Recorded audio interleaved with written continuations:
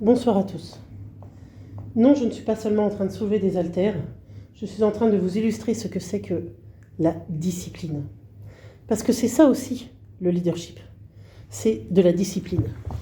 Mais la discipline souffre d'une très mauvaise réputation.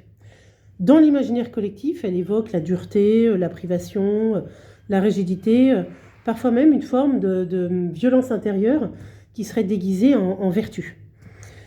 Beaucoup la confondent avec le contrôle, l'autopunition ou l'obéissance à une norme extérieure. Et ça paraît logique, étant donné certains schémas sociétaux qui ne jurent que par ça. Alors, à mon sens, cette vision est réductrice, mais presque fausse, parce que la vraie discipline ne consiste pas à se brider. Elle consiste à éduquer le vivant en soi. Ce n'est pas un système de sanctions, ni un langage adressé au corps et au cerveau seulement. C'est un langage qui dit « oui, tu peux plus que ce que tu crois. Tu peux rester présent là où ton mental voudrait fuir. Tu peux continuer là où l'ancienne norme s'arrête. » Le mental, il adore, il kiffe grave les limites fixes. Il fonctionne par économie, par répétition, par sécurité.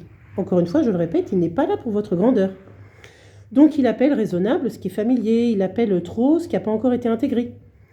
Alors que le corps, lui, il fonctionne autrement. Il apprend par exposition progressive, par adaptation, par plasticité. Le cerveau aussi. Donc ce sont des systèmes vivants qui sont normalement conçus pour évoluer, mais qu'on laisse se figer, parce que ça devient du confort. Donc la discipline, elle ne demande pas d'être héroïque. Elle apprend au système nerveux, à la musculature, aux circuits neuronaux, une autre façon de faire. Elle répète calmement une expérience, pourvu qu'on la pratique, jusqu'à ce que l'inconfort cesse d'être perçu comme une menace. Alors à cet instant, une frontière invisible recule.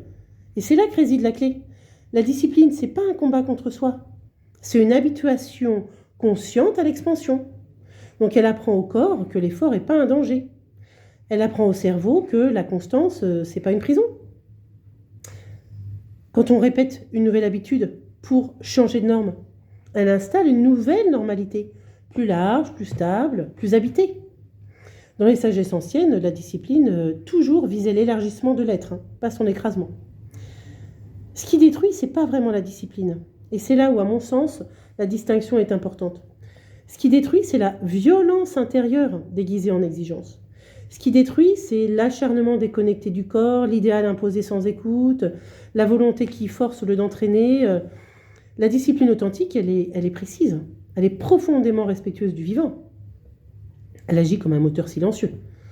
Jour après jour, elle reprogramme ce que le système considère comme possible, même si à un moment donné, ça paraissait impossible.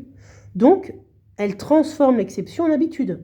Elle transforme l'effort en capacité. Elle transforme la peur en familiarité.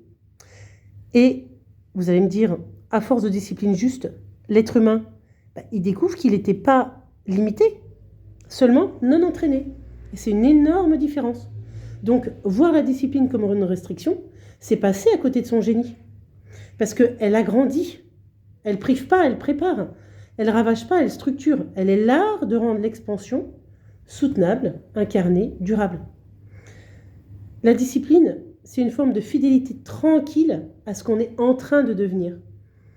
Elle ne crie pas, elle n'impressionne pas, elle transforme lentement, profondément et irréversiblement. Et un jour, sans même qu'on s'en rende compte, on va réaliser que ce qui paraissait impossible, c'est accessible et notre nouvelle norme. Je vous souhaite une bonne journée.